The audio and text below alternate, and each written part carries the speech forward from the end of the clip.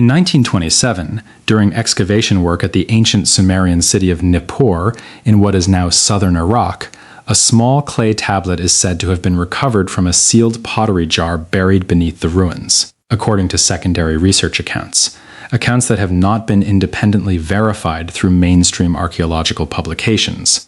The jar had not been opened since antiquity. The tablet inside was reportedly no larger than a human palm, but the cuneiform pressed into its surface was described by those who later handled it as unusually fine and careful, more deliberate in its execution than typical administrative or grain record tablets from the same excavation layer. When the tablet reached the University of Pennsylvania Museum later that year, according to this account, an assistant cataloger examined it briefly, recorded a single line in the accession ledger. Content of religious or mythological nature defer to senior staff, assigned it the designation N2847, and placed it in a wooden drawer in the basement archive, where, according to this account, it remained unread for the next 44 years. What N2847 is claimed to describe, in a translation that did not circulate until the early 1970s, is the deliberate transportation of a small four-legged animal to Earth carried out by the figures known in Sumerian texts as the Anunnaki for a purpose the tablet calls the watching, the guarding, and the keeping of the thin places. The animal the tablet describes, according to this proposed translation, is the domestic cat. This is a striking and very specific claim. It is drawn from a translation and an account that have not been verified through mainstream peer-reviewed Assyriology. Everything that follows is an exploration of this material as it exists in secondary research literature, not a presentation of established historical fact. Before we go further, if this kind of historical and archaeological exploration is what you're here for, subscribe now. Every week, this channel examines texts, tablets, and interpretive debates at the edges of mainstream scholarship. Hit subscribe and turn on notifications. Before going further into what the tablet claims, it is worth establishing what mainstream scholarship actually does document about the relationship between cats and the ancient Near East, because the genuine history here is remarkable on its own terms, entirely separate from this specific tablet. What is not in dispute? Cats are well documented in the archaeological and artistic record of ancient Mesopotamia and Egypt. Genetic and archaeological research, published in peer-reviewed journals, traces the path toward cat domestication to the Fertile Crescent, understood by mainstream zoo archaeologists as a gradual, mutually beneficial process. Wildcats drawn to the grain stores of early agricultural settlements, and humans tolerating their presence for practical reasons. This is the consensus position within the relevant sciences. What is also not in dispute, and is genuinely extraordinary, ancient Egypt developed a level of reverence for cats with no parallel in any other ancient civilization. The goddess Bastet, depicted with a cat's head, was a protector of households and children. Cats were mummified in large numbers, buried in dedicated necropolises, and mourned with rituals documented to include shaving the eyebrows, a gesture reserved for significant loss. The legal status of cats under certain periods of Egyptian dynastic law has been extensively studied, and penalties for harming them were documented as severe. All of this is real, well-sourced, and available in mainstream Egyptological literature. What is not supported by any peer-reviewed Assyriological or Egyptological source is the specific claim now being explored, that a Sumerian tablet describes cats as having been deliberately transported to Earth by the Anunnaki to perform a defined protective function against non-physical entities. This claim exists entirely within alternative research literature and is absent from mainstream scholarship.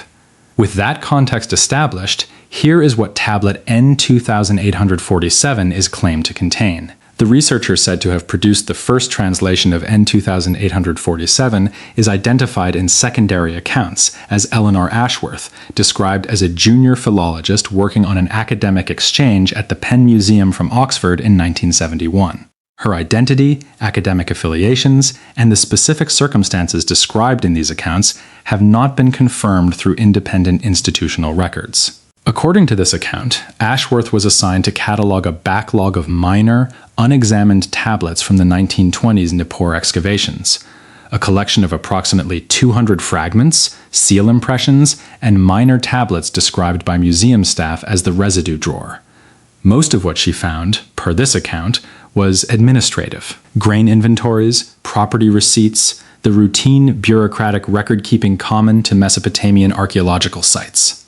On the third week of her assignment, she is said to have unwrapped tablet N2847 from its oiled cotton casing and recognized within its first several lines that it was categorically different from the surrounding material. She reportedly wrote later in a private letter to a Cambridge colleague that the tablet did not belong with the residue, that it belonged somewhere for which the museum had no existing category. She reportedly spent close to 2 years producing a complete translation. When finished, she submitted it to 3 academic journals. All 3 declined. One reportedly cited unsuitability for serious philological publication. A second reported that peer reviewers could not reach agreement on whether the work was a legitimate translation or a fabrication. The third held the manuscript for 9 months before returning it without explanation. No peer-reviewed publication of Ashworth's translation has been identified in mainstream Sumerological literature. These rejection accounts have not been verified through journal records. The translation reportedly circulated privately afterward among a small number of colleagues and entered what the account describes as the fringe literature of Mesopotamian studies, where it has remained. None of this, Ashworth's identity, her translation, or the institutional account surrounding it, has been independently confirmed through mainstream academic channels. It is presented here as a claim in secondary literature, not as verified fact. According to the proposed translation, this is what the tablet says. The scribe identifies himself, per this reading, by a name rendered as Enmetar, described as a temple official connected to the household of the god Enlil at Nippur. He states, according to the proposed translation, that what follows was not composed by him, but passed down through his father's line, going back to what the text calls the days when the gods still walked among men, and the doors of the upper places had not yet been sealed. The phrase, the doors of the upper places, reportedly appears several times across the tablet. Ashworth is said to have spent close to a year determining what it referred to. Her proposed interpretation was that it described specific physical locations understood within the Sumerian belief system as points where the boundary between the everyday world and another layer of reality was unusually permeable. It is worth noting plainly. The concept of spiritually significant threshold points, or boundary locations, is genuinely and extensively documented across many authentic ancient religious systems, including aspects of real Sumerian and Babylonian cosmology and temple architecture. This specific tablet's framing draws on a real category of ancient religious thought. Whether it represents an authentic ancient text or a later construction drawing on that category is, given the tablet's unverified status, impossible to determine from currently available evidence. According to the proposed translation, the text describes a period of distress among early human settlements. Disturbed sleep, intrusive thoughts, and children waking in the night, all attributed within the narrative to entities said to approach through these threshold locations. The text describes these entities not as demons in any recognizable theological sense, but by a phrase Ashworth rendered as the unhoused, described as beings without physical bodies of their own, drawn to human dwellings by what the text calls the inner light. A figure named Ninkarak, a name that does appear in genuine, separately documented Sumerian texts in connection with healing and well-being, though in different contexts from what is claimed here, is said in this proposed translation to have proposed a solution, bringing from another location, described only as the green star of the 7th house, a small creature already understood to perform a protective function in that setting. The phrase, the green star of the 7th house, has no established meaning in mainstream Sumerian astronomical or religious vocabulary. It does not correspond to a known term in the authentic Sumerian textual record, and its presence in the proposed translation is one of several features that mainstream Assyriologists, if they engaged with this material, would treat as a significant concern regarding the translation's authenticity.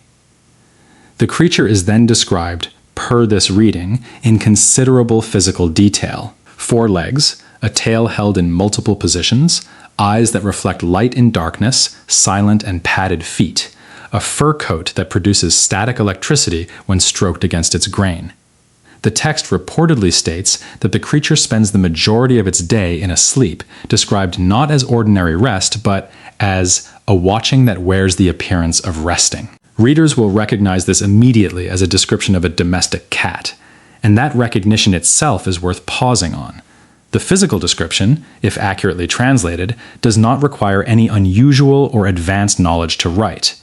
Cats were a familiar and documented presence in Mesopotamian settlements by the period in question. A scribe describing a cat in these terms would be describing what they saw, which makes the physical description portion of the proposed translation the least evidentiary part of the account, regardless of one's view of the broader claims. The tablet, per this reading, uses a specific Sumerian term for the creature mushdub, which Ashworth reportedly translated with considerable hesitation as holder of the door. She is said to have noted herself that this term does not appear in any other surviving Sumerian tablet. The standard attested word for domestic cat in Sumerian is different. Her proposed explanation was that mushdub functioned as a specialized ceremonial or priestly term, distinct from everyday vocabulary. A term appearing in only a single unverified source, without comparative attestation anywhere else in the Sumerian textual record, cannot be confirmed as an authentic ancient word through any standard methodology available to Assyriologists. This is one of the central features of the proposed translation that the mainstream field would regard as a serious authenticity concern. An entirely unique, unattested term that appears only in a disputed source, explained by a theory of specialized vocabulary that itself cannot be verified, is not something mainstream scholarship can accept on the basis of the claim alone. According to the proposed translation, the text describes the deployment of these creatures across early settlements, placed first in temples, then in priests' houses, then in royal households, and finally in ordinary dwellings. The order, per this reading, was deliberate. Temples were placed at the threshold locations and required the creature's presence most urgently. The text then describes 7 specific functions attributed to the cat's presence in a household. According to Ashworth's proposed reading, these are: first, a protective role during sleep, when the text says the inner light of a person becomes less anchored and therefore more accessible to the unhoused. The cat positioned near a sleeper is described as performing a stabilizing function. Second, a watching function at doorways, described within the text's framework as transition points and therefore points of vulnerability. Third, an inspection function when unfamiliar objects or people enter the dwelling. The cat's investigation described not as curiosity, but as a form of assessment. Fourth, a territorial marking function. The cat rubbing its face and body against surfaces, described in the text as creating a kind of protective seal over time. Fifth, a function attributed to the cat's sudden nocturnal movements, described in the text as active disruption of conditions under which unhoused entities were said to enter most easily. Sixth, the sustained gaze. The cat fixing its attention on a specific location for extended periods, described in the text as an active barrier held in place by that attention. And seventh, described in the proposed translation as the function the scribe's own teachers could not fully explain. The purr, a low vibrating sound described within the text as a designed frequency that closes whatever portion of a threshold location remains open after the other 6 functions have been performed. This is the point in the proposed translation that viewers are most likely to find either compelling or immediately skeptical, depending on their prior inclinations. Each of the 7 described functions corresponds precisely to a well-documented and independently well-understood feline behavior. Cats do sleep near warmth and companions. Cats do investigate novel stimuli. Cats do scent mark through facial rubbing. Cats do have nocturnal activity bursts. Cats do exhibit sustained visual fixation on small stimuli invisible to human perception. Cats do purr, and the vibration frequencies of purring have been documented and studied within veterinary science. The proposed translation takes each of these independently explicable behaviors and inserts them into a single unified mythological framework, attributing a supernatural protective purpose to each one. Whether this pattern reflects a genuine ancient understanding of cats or reflects a modern narrative constructed around real behaviors is something the available evidence cannot settle. And it is a pattern worth being aware of, since it makes the account feel internally coherent in a way that does not depend on any external verification. The text, according to this proposed reading, addresses near its end what would happen if cats were no longer present in human dwellings, framing their continued presence as essential to maintaining a kind of civilizational protection. The scribe reportedly addresses future readers directly, warning that already in his own time, temple officials were beginning to treat cats as ordinary animals. The text reportedly closes with a line Ashworth rendered as, "The cats remember what we have forgotten, and this is why they look at us the way they do." Some researchers who engage with this material have proposed that ancient Egypt's extraordinary reverence for cats represents a cultural inheritance from the Sumerian framework described in this translation, that the Egyptians preserved, through Bastet and through cat mummification, a memory of the cat's original described purpose. This is one proposed interpretation. Mainstream Egyptologists do not trace Egyptian cat reverence to Sumerian origin in this form, and the culture's different geographical and chronological relationships to cat domestication are studied through independent archaeological evidence rather than through textual inheritance claims. The account also describes the medieval European campaign against cats, documented historically as connected to associations between cats and witchcraft, particularly from the 12th century onward, and proposes that this period represents the consequence of removing the described protective function. This is a rhetorically effective narrative connection, but it is one built on accepting the unverified tablets framework as a starting premise, rather than on independent historical evidence. It is worth pausing here to separate clearly what is established from what remains claimed and unverified. What can be independently verified? Nippur was a real and extensively excavated Sumerian city, and the 1920s excavations there produced large quantities of material, including many minor, understudied tablets.